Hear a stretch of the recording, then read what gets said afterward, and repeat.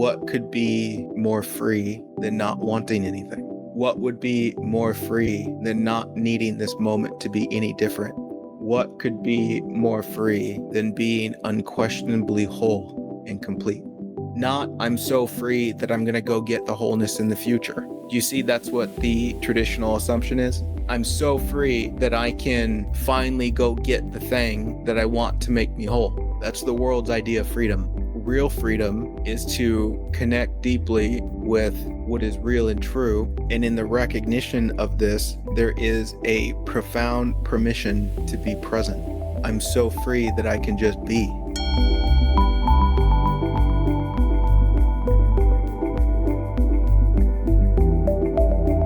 The title today is a powerful one, and playfully there's a whole bunch to be said about this, and it's always a fun, non-serious challenge to communicate these things in a relatively imaginary short amount of time, because ideally I want to spend a whole week with you and dig into all of this stuff, because as we take our time, it just goes deeper and deeper and deeper. So let's get this thing rolling. The title of this episode, number 13, is Want for Nothing and Be Free. Granted, this is a bit of a spiritual pointer, and I really enjoyed the pre-broadcast reflections where I took a moment to write some thoughts as I contemplated this topic and shared those. And depending on where you're listening from, those reflections aren't too difficult to find. But I mentioned in this reflection that when you say something like want for nothing and be free, there can be a lot of automatic assumptions that just get in the way and miss the point of the pointing. We could assume you're being told that you shouldn't want, it's bad to want.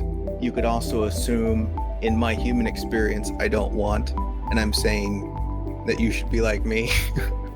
You see, there's just so many assumptions. And so I invite us to kind of move gently and slowly and not believe these words, but be open to see what they're pointing to. Because, of course, as I've mentioned before, the truth of these things is so beyond the words. The words are so silly, and even sillier is believing the words. And even sillier than the silliness and believing the words is arguing about the words. And so I'm not here to proclaim in some way that what I'm saying is what's true, but I am communicating an opportunity to see something that words can never touch. And when you see it, you won't be able to say much about it other than maybe, holy shit. So let's carry on in a playful way. Want for nothing and be free. This is so beautiful, as this has been said in so many different ways throughout so many different spiritual teachings.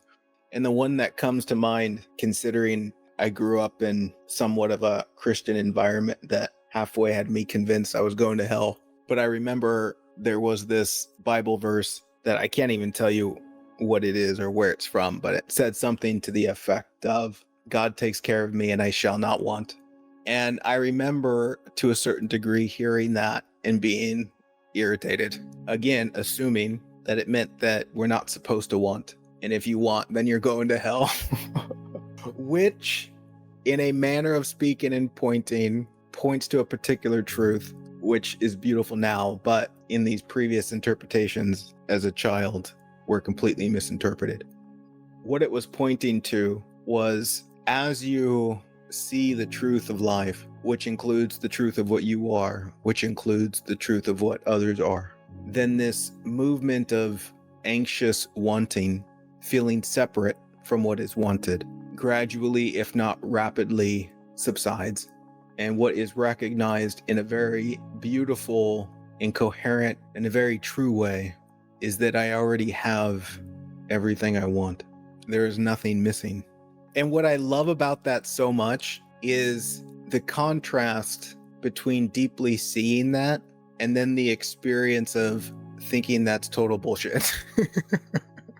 Because I'm familiar with both sides of that coin. And of course, to interpret it as total bullshit is to misunderstand the pointing, is to innocently not see a depth of what's real and true while being Let's just use the word blinded to what's really happening in this human experience.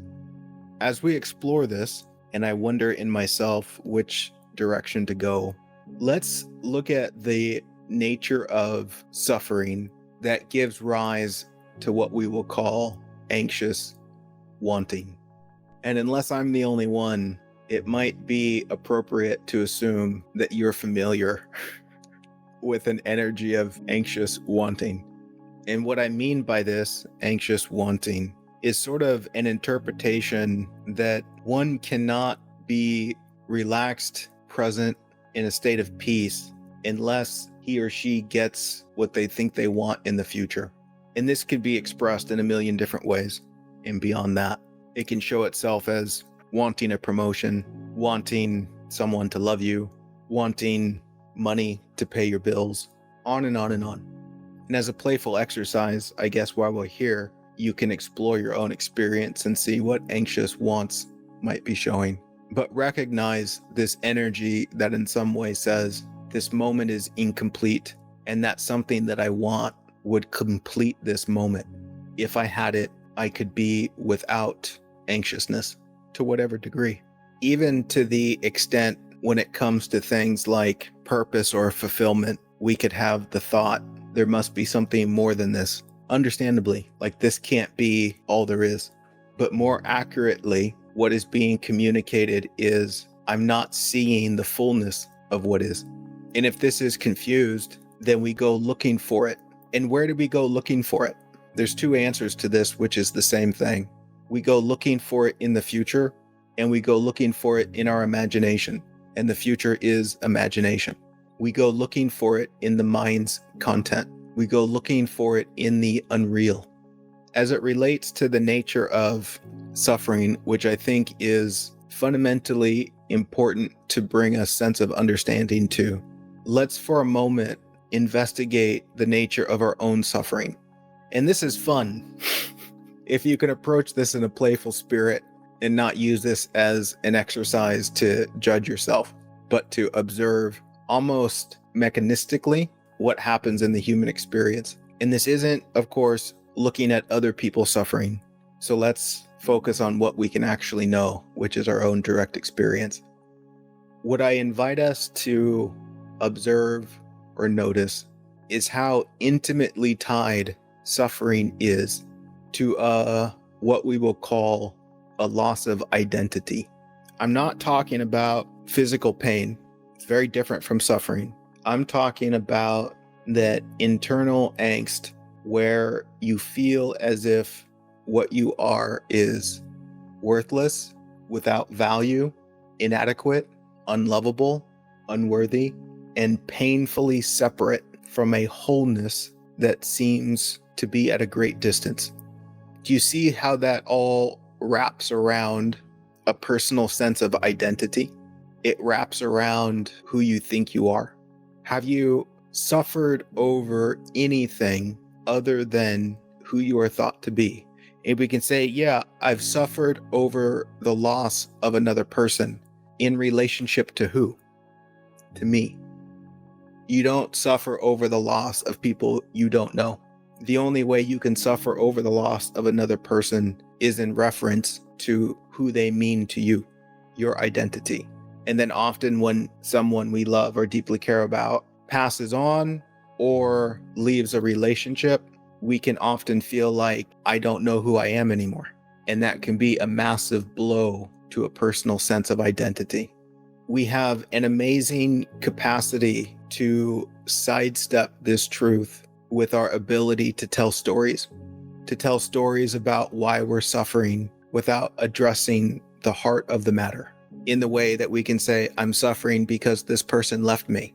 No, you're suffering because you're interpreting it as meaning you're less than, as meaning you're undesirable, unlovable. You're suffering over a self-perception. I'm suffering because I lost my job. No, you're suffering over a uncertainty about your worth and value. But do you see what I mean? And again, not that that's wrong. In one way, it's how we communicate, telling stories. But there's a caution in the wind that says, be careful about believing your own stories rather than seeing what your stories point to, which will always be an interpretation in how you see yourself. And if you see yourself as unwhole, you will suffer. And if you see yourself as unwhole or incomplete or unlovable, then very clearly and directly, you're not really seeing yourself. You're not seeing what you really are. There's a confusion. There's a misunderstanding. This is why, of course, all spiritual traditions in their authenticity, in some way or another, are saying, wake up and see what you really are. Whether that be a child of God, whether that be the one, or whether that be extraordinarily connected to everything. I mean, again, stories. But what are these stories saying? In some way or another, what they're saying is you're not missing anything. And if you don't see that, you'll suffer, which is an alarm system that points you home to see that. That emotional pain is trying to get your attention to bring healing to perception, in the same way that when you touch a hot stove and it hurts, it's an alarm system that says, take your hand off the stove. I say all of that to help us understand that our anxious wanting, which is a expression of suffering, is an innocent misunderstanding that does not see the truth of what you are. However, in our conditioning, in the environment/society we have been born into, it makes perfect sense why you would be with that confusion. And that's not a statement of blame for society. It's just where we are as human beings. And it also sets the stage for a great discovery. So, hooray. As one sees more clearly, which is also to see beyond your conditioning, which is also the capacity to discern the difference between imagination and reality, it becomes profoundly obvious that you're not missing anything. And in the discovery of that, there simply cannot be suffering. And that might be a bold thing to say, but it's true. Now, let's also understand that there are beautiful and natural human experiences that could be experienced as unpleasant, and then you suffer over those experiences and you think that those experiences are sufferable. For example, like grief. In our human dynamic, the experience of grief is actually a profoundly beautiful thing, as far as I'm concerned. Grief is only possible because love is real. The more there is a confusion about love, the more we will suffer over the grief. And we can think the suffering is because of the grief, when rather the suffering is a misunderstanding that adds a certain energy of intensity to the grief. But without the confusion, without the misunderstanding, grief plays its part, does its thing, and often exposes a new depth of love. In the same way that you can be outside and it starts raining and you get all wet, you can suffer over that and turn it into something it's not and make it way worse and then blame the rain. Or you can allow the experience to be what it is and go inside if you can go inside. And if not, then let the experience be the experience and allow it to pass as all things do. And so this is why, of course, we are invited to move slowly as we explore these things, because again, these things can be heard. And with that comes a lot of assumptions that I'm saying something that I'm not really saying. In the spirit of that, I invite you to not believe me, because I already know that you don't hear me. Everyone's hearing their own interpretation and everyone's hearing something different. And so you're not believing or not believing what I'm saying. You're believing or not believing your interpretation of what you think I'm saying. I want to point to the other part of this title, which is be free. We've explored the want for nothing and recognizing that this is something that happens naturally and effortlessly as you see more of what's really true, which is the discernment between what we imagine to be happening and what's really happening. And the second part is to be free. And I find that the exploration of freedom is quite interesting as well, because it can come with a lot of preconceptions about what it is or is not. The way that we might be conditioned to see freedom is that you can do anything you want, have anything you want, go anywhere you want. But this is a very superficial form of freedom that simply, in a playful way, says, I have unlimited distractions. There is a deeper freedom, one that has been pointed to since the beginning. As a way of illustration, what could be more free than not wanting anything, than not needing this moment to be any different, than being unquestionably whole and complete? Not, I'm so free that I'm going to go get the wholeness in the future. Do you see that's what the traditional assumption is? I'm so free that I can finally go get the thing that I want to make me whole. That's the world's idea of freedom. Real freedom is to connect deeply with what is real and true. And in the recognition of this, there is a profound permission to be present. I'm so free that I can just be.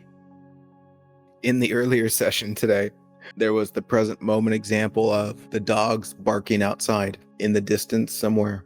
I illustrated the point that I could perceive those dogs as in the way of what I was trying to do. I mean, here I was doing this event, being focused, and then dogs are barking. Yet there's this profound freedom that understands that there's nothing out there that can disturb me. And so there's this profound presence to just let the dogs be the dogs and do whatever I can do in the moment. And whatever I can do in the moment is enough. It didn't need to be different. In a similar way, it's I'm so free that I can allow life to be life. I don't need life to be what I want it to be in order to get to the future. I'm already whole and complete. I'm not missing anything. There's a misunderstanding of freedom that we can call a conditional freedom, which is just as insane as conditional love. It's a freedom that says, I can be free if, which means there's no freedom right now. In the same way, when it said, I will love you if, means I don't love you right now. I will be free if is kind of like saying that if I was free, then I would never experience sadness. I would never experience grief. I wouldn't experience all that comes with being human. This isn't freedom at all, because what that requires is some sort of control over life. It's kind of like saying, if life was my prisoner, then I would be free. Real freedom says that I am so free that if I'm sad, I can truly be sad. Real freedom says that if there is grief, I can be with that grief. Just like with the experiences of the dogs barking.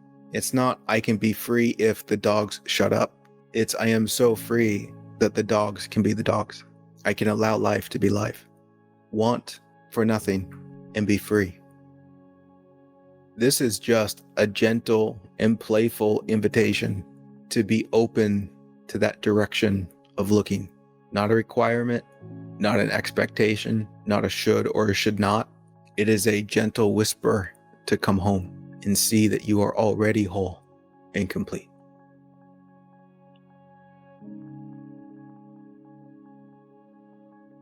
Let's do some questions, if there are any. And I've seen a bunch pass by and I tried to include them in my talk, the ones that I caught. But I'm not gonna scroll back through all of these and find the questions unless I end up doing that. But if you have a question, now would be the time to type it out and post it.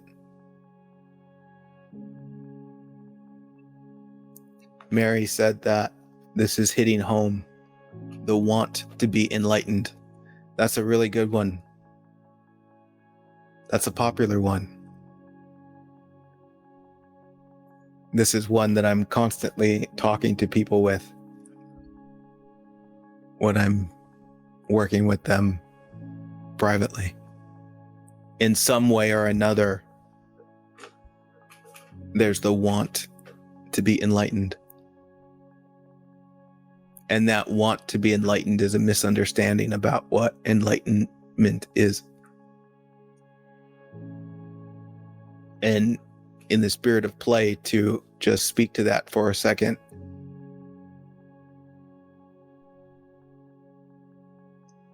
there is no person that is enlightened.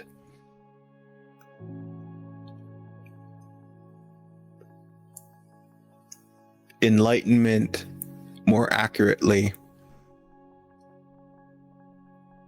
is a temporary state of clarity.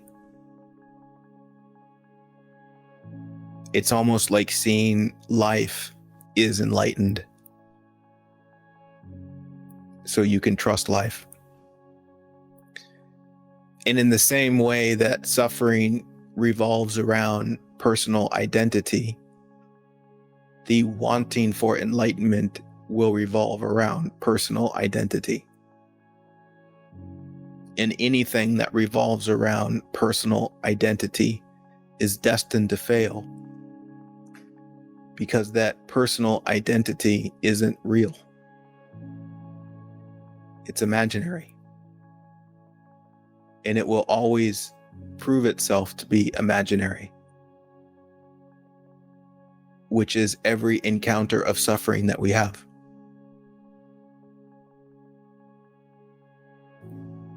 Just did a classic, wanted to say sorry to someone really close and managed to make things worse. My pattern ran on autopilot. Oh dear, done it again. I wanted an outcome of stopping a pattern between us, but my own pattern of how I've handled it has bitten me back. The irony of it all. Now I'm wanting this to be resolved and realize there's nothing I can do except accept the situation as a lesson to do it differently next time. Yeah, as an invitation to do it different next time, but not as an expectation. It's like you're invited to, but you don't have to, which is really beautiful. And Peter follows up with, I see the above situation I explained as an invitation to just love. Yeah, the feeling of making a harsh situation, making a hash of situation is the invitation of love, not to run a story of what could have been done differently, but to see love is always present, regardless of outcome. That's beautiful. Mary says, I get it about your example with the dogs. I see how I'm controlling life. OMG. Isn't it adorable though? It's super sweet.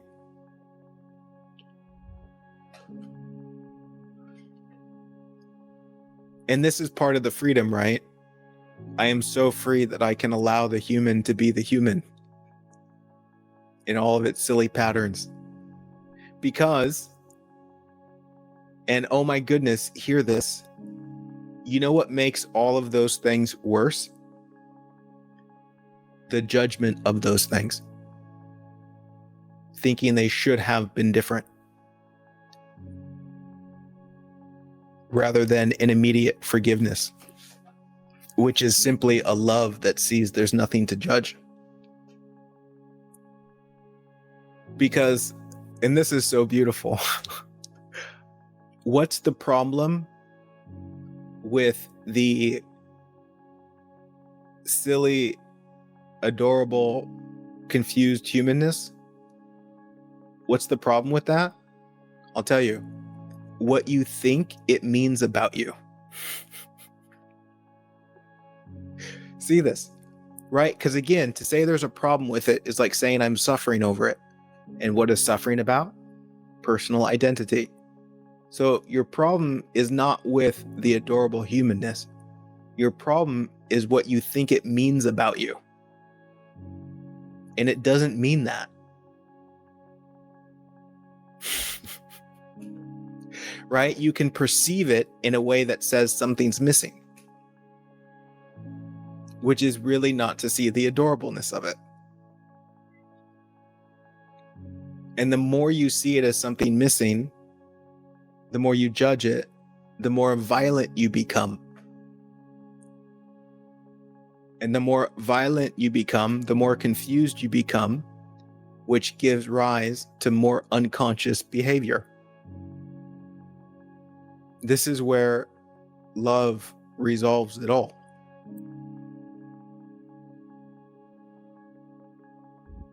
That's really important to see. To just take a moment and discern what's really happening here.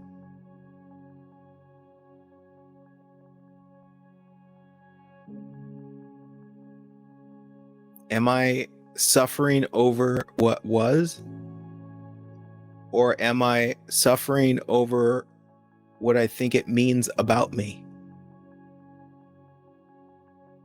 And does it really mean that outside of my own projection of meaning? What is true? You see, that's the question. Not what do I think? What is true? What is real?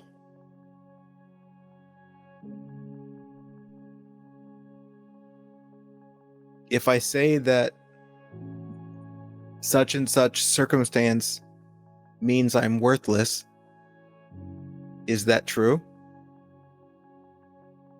Or is that just a way of seeing yourself? You know what? This is important to bring clarity to as it relates to truth.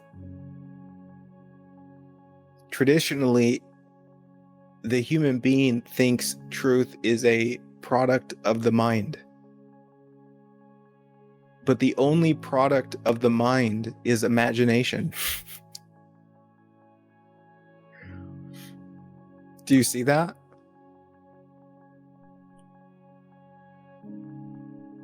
Everything that comes from the mind is images, not reality. Reality is before the mind. Reality is what allows for the mind. And the mind cannot see reality. The mind can only see its images. In a comical way, it's kind of like recognizing that you don't think about life. You think about your thinking about life. You think about your images. You don't think about other people. You think about your image of other people. This is the life lived in the mind, which is happening for 99 point whatever percent of human beings.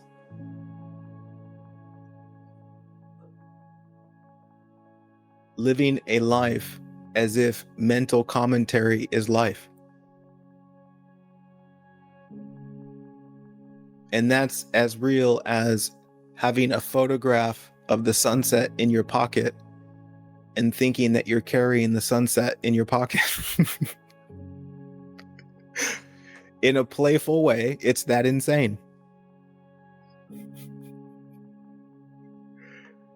The reality of the sunset is infinitely more extraordinary than your photograph. In the same way, there is an infinitely vast difference between who you think you are and what you really are. Right? Because look at the contrast of the photograph of the sunset and the reality of the sunset. The photograph isn't even alive. And what is who you think you are other than a non-real something that exists solely in the imagination, that is not alive, that has no reality to it?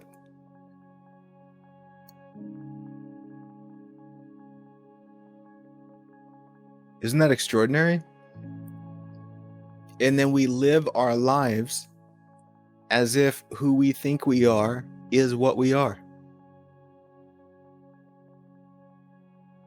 And that character, the imagination of this someone, is constantly terrified of realizing that it doesn't exist. And so it's constantly building on itself. It's constantly wanting, as a movement, to validate its imaginary existence. Like if you watch your mind circle around anxiously, it's trying to accomplish one of two things, which is actually the same thing. It is either seeking for a way to solidify acceptance, or desperately trying to avoid being rejected.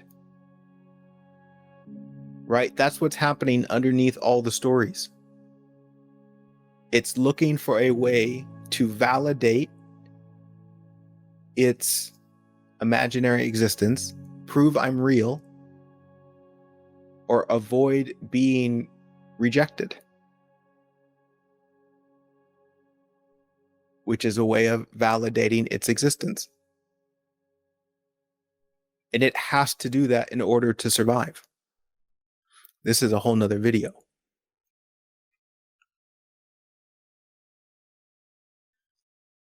Let's drop in for a short guided meditation and see if we can invite even more presence, more beauty, more gratitude, and more love. How's that sound? All right, let's do that.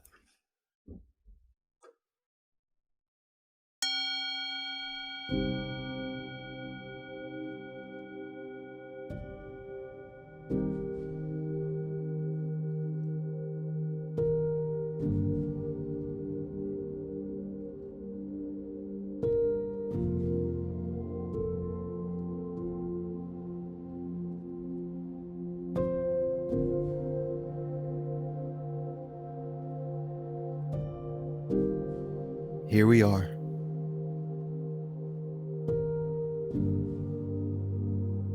In the stillness of right now.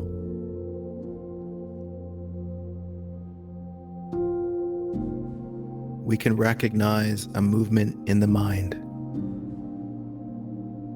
that goes from here to there,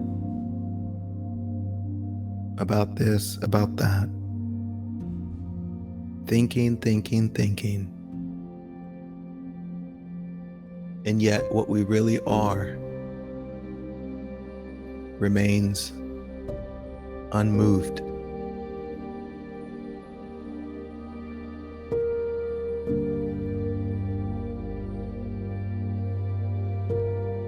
Feel the stillness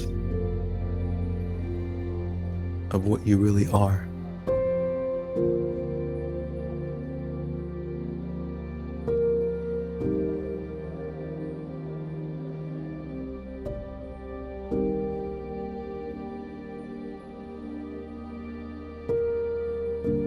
Discern the difference.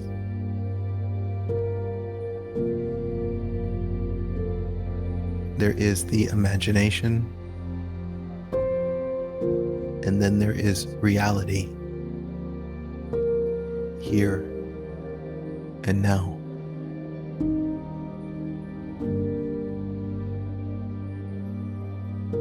Come back to your real home.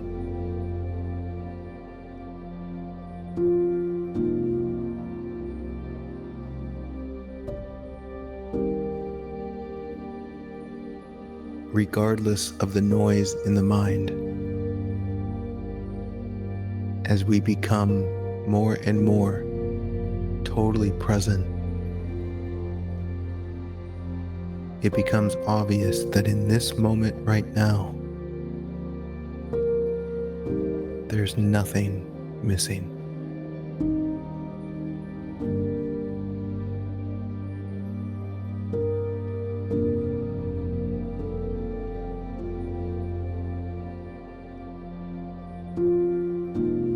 What you are is whole, complete,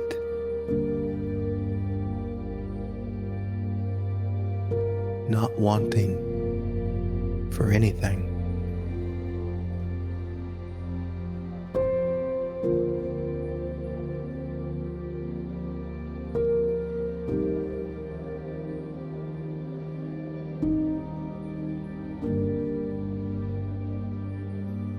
This is the profound truth of what you really are. And this truth is always here, right now, just waiting to be seen.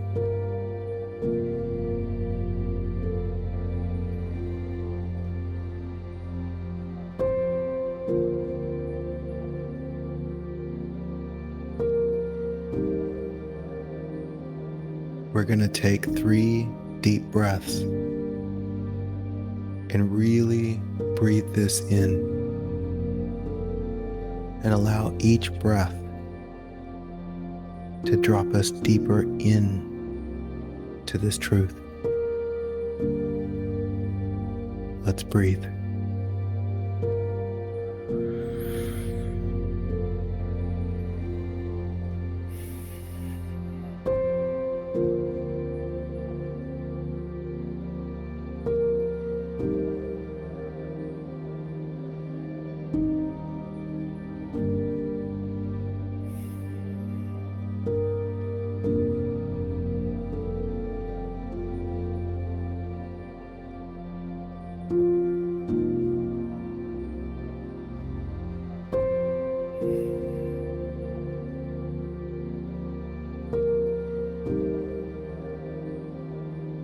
Regardless of the chaos that we can imagine to be happening, let us recognize a profound gratitude for the truth of life, the truth of this moment, and the truth of what we really are.